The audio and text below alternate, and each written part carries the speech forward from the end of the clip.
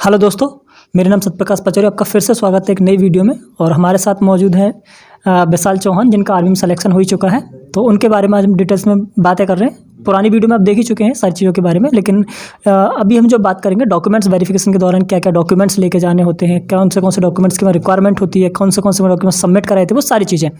उसके बाद written exam की बात करेंगे। रिटन एग्जाम में कितने क्वेश्चन का पेपर होता है, कितने कितने नंबर क्वेश्चन में वहाँ पर बटे होते हैं, और उसके अलावा तैयारी के टाइम उन्होंने कौन सी बुक से तैयारी की थी, वो सारी चीज़ें आप इस वीडियो के माध्यम से जानेंगे। और अब हम बात करते हैं डॉक्यूमेंट्स वेरिफिकेशन के बारे में। तो विशाल, आपका स्वागत है आपके इस नई वीडियो में फिर से एक बार। और अब बताइएगा डॉक्यूमेंट्स वेरिफिकेशन में कौन से डॉक्यूमेंट्स लेके गए थे और क्या क्या रिक्वायरमेंट होती है, वो सारी चीज़ें। जी, जो डॉक्यूमेंट वेरिफिकेशन है उसमें आपके सबसे पहले जो एडमिट कार्ड चाहिए।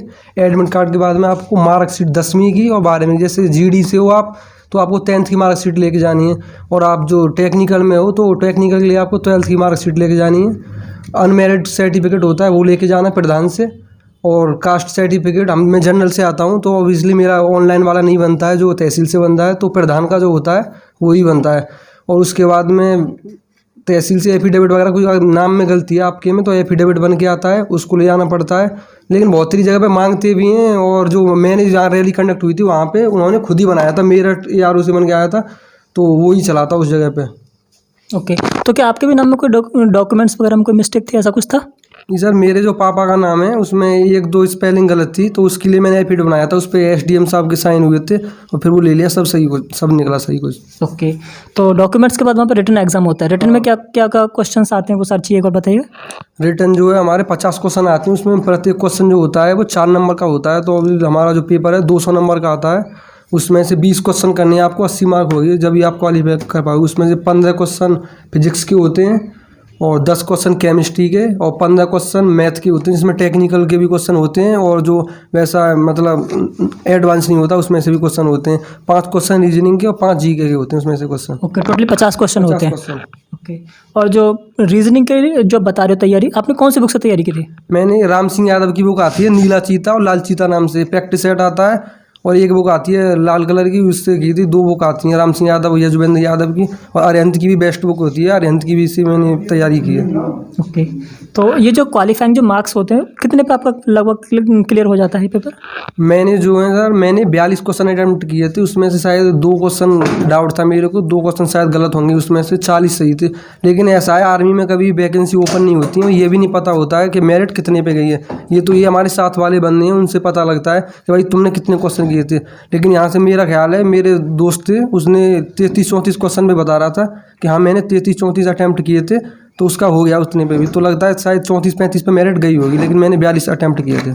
ओके, और इसके अलावा आपने कुछ बताया था बैंक अकाउंट के बारे में कि जॉइंट अकाउंट होना चाहिए, ऐसा कुछ? हाँ, जब आपका सिलेक्शन हो जाता है तो अब वो डॉक्यूमेंट के लिए बुलाते हैं आपको, कि जो आपने डॉक्यूमेंट जितने भी रैली टाइम में आपको दिए थे तो उन सभी को लेके आइए, हम चेक करेंगे सब सही हैं या नहीं है। जैसे आपके पास में बहुत से क्या होता है कि धंधलेबाजी चलती है भर्ती में, तो और बहुत सारे लड़के होते हैं जो दलाल वगैरह को दे देते हैं अपने कागज, तो इसीलिए बुलाते हैं यारों में कि जो डॉक्यूमेंट्स आपने रैली के टाइम पे हमको दिए थे वो सब आपके पास हैं या नहीं है। अगर नहीं है, जैसे बहुत एकेडमी वाले होते हैं, जैसे कुछ फीस तो ले लेते हैं, फिर बोलते हैं कि अगर आपका सिलेक्शन हो जाता है तो उसके बाद में कुछ फीस लेंगे, तो फिर बच्चे से भी कुछ लेते हैं प्रूफ के लिए। अगर आपका हो जाएगा, नंबर आ जाएगा, तो उसके बाद हमें फीस कैसे मिलेगी, इसलिए एकेडमी वाले भी जमा कर लेते हैं कागज़ आपके।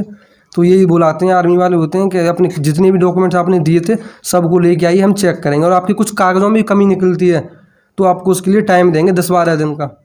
ओके, तो उसमें आपने जो रिटन में बताया था, रिटन एग्जाम क्लियर होने के बाद फिर वहाँ से कुछ प्रूफ वगैरह मिलता है, उसके बारे में बताइए। हाँ, वहाँ से प्रूफ, रिटर्न क्वालिफाई होने के बाद हमको एडमिट कार्ड मिलता है और टोकन मिलता है, उसे लेके जाना होता है। फिर वहाँ से हमको कॉल लेटर देते हैं, आपको इतनी तारीख को आपका डिस्पैच है, और जो कमी निकली आपके कागज़ों में उसे पूरा करा के लाइए। सब कुछ सही हो जाता है, वेरिफिकेशन वगैरह आती है लेखपाल के बाद में, पुलिस वगैरह के पास आती है।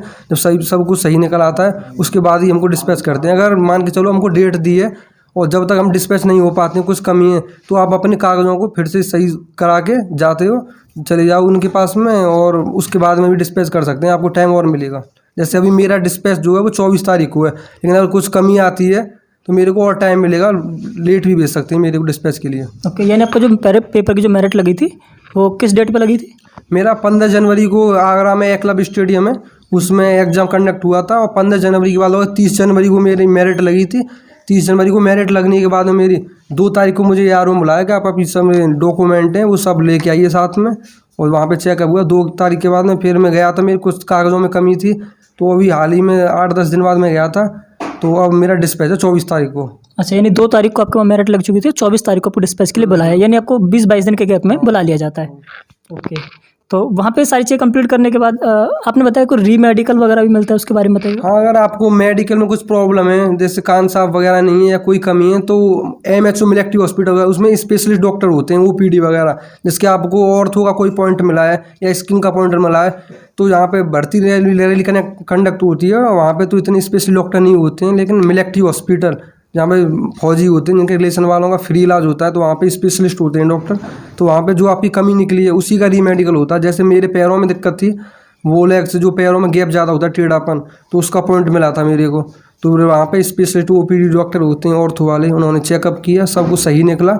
वहाँ से फिट होने के बाद मेरे को बोला उन्होंने कि आप दिसंबर में आना, 1 महीने के बाद, अक्टूबर में, शायद अक्टूबर के लास्ट में मेरा हुआ था रीमेडिकल, तो उन्होंने बोला दिसंबर के लास्ट में आप आना, आपको जो जिससे आपको एग्ज़ाम देना है एडमिट कार्ड वो मिलेगा यार उसे। तो लगभग 1 महीने बाद मेरे को मिला था एडमिट कार्ड पेपर के लिए। ओके, तो वो सारी चीज़ें यहाँ से क्लियर हो चुकी हैं और 24 तारीख की आपकी ज्वाइनिंग डिस्पैच के लिए बुलाया। हाँ, सब कुछ मेरा क्वालिफाई हो चुका है, फाइनली मैं फौजी बन चुका हूँ। और मेरे को सेंटर मिला है 2STC जबलपुर में सेंटर मिला है, और वहाँ 24 का ज्वाइनिंग है मेरी।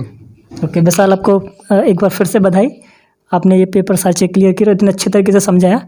तो हाँ, तो सर जैसा कि आपको पता है, आपने जो पेपर पास किया था वो 2022 वाले टाइम में किया था, अभी 2023 चल रहा है, आपको पता है जो सिलेबस में चेंजेस हुआ है, उसके बारे में बताइए। आपने जो किया था पेपर पास तब क्या कुछ था, और आज 2023 में अभी सिलेबस जो चेंज हुआ उसके बारे में क्या कुछ, उसके बारे में बताइए एक बार। सर, मैंने 2022 वाली भर्ती में क्वालिफाई किया, जो तो मेरे टाइम पे जो है सबसे पहले फिजिकल होता था, उसके बाद में फिर मेडिकल और रिटर्न होता था। लेकिन अब कुछ सरकार ने सब कुछ प्रोसेस चेंज कर दिया फाइनली। अब सबसे पहले जो है ऑनलाइन, मेरे टाइम पे तो ऑफलाइन होता था, लेकिन अब ऑनलाइन सबसे पहले आपका जो रिटर्न होगा कंप्यूटर में कंडक्ट कराएगी सरकार, उसके बाद में फिर फिजिकल होगा, तब जाके मेडिकल होगा। सब कुछ चेंज कर हो चुका है अब तक जो है। हाँ, तो मैंने भी तैयारी की थी, मैंने रिटर्न की तैयारी की थी। यहाँ पे खैर में हमारी जो अलीगढ़ डिस्ट्रिक्ट है मेरी, तो खैर में कोचिंग है उन्नत इंस्टीट्यूट, तो मैंने उसमें की थी, मनोज सर के पास, डायरेक्टर है मनोज सर। और मैंने कोर्स भी रखा था ऐप से, बीजू सर एकेडमी, बहुत अच्छा पढ़ाते हैं। तो जो भी भाई मेरी तैयारी करना चाहते हैं अभी आगे के लिए, तो बीजू सर एकेडमी का आप ऐप ले लीजिए और उससे तैयारी करिए, बहुत अच्छी कराते हैं। तो मैंने यहाँ पे की थी उन्नत कोचिंग में। तो फाइनली ज़्यादातर तो बच्चे होते हैं गाँव से, तो GD में जाते हैं, लेकिन मैं टेक्निकल में था। तो टेक्निकल में मेरे साथ इसमें कोचिंग में 7 बच्चे थे, तो उसके लिए कोई अलग से तो मतलब क्लास थी नहीं। तो मैंने यहाँ पे सेल्फ स्टडी की थी रूम में रह के, सर के भी पास जाता था कोचिंग में। लेकिन फाइनल मैंने ज़्यादातर तैयारी की है बीजू सर एकेडमी ऐप से की थी। उसमें सारी क्लासेस देते हैं वो, पेड कोर्स वगैरह 800-900 रुपये का। जो भी तैयारी करते हैं भाई, मतलब उससे तो ले लें कोर्स, अच्छी रहेगा उनके लिए।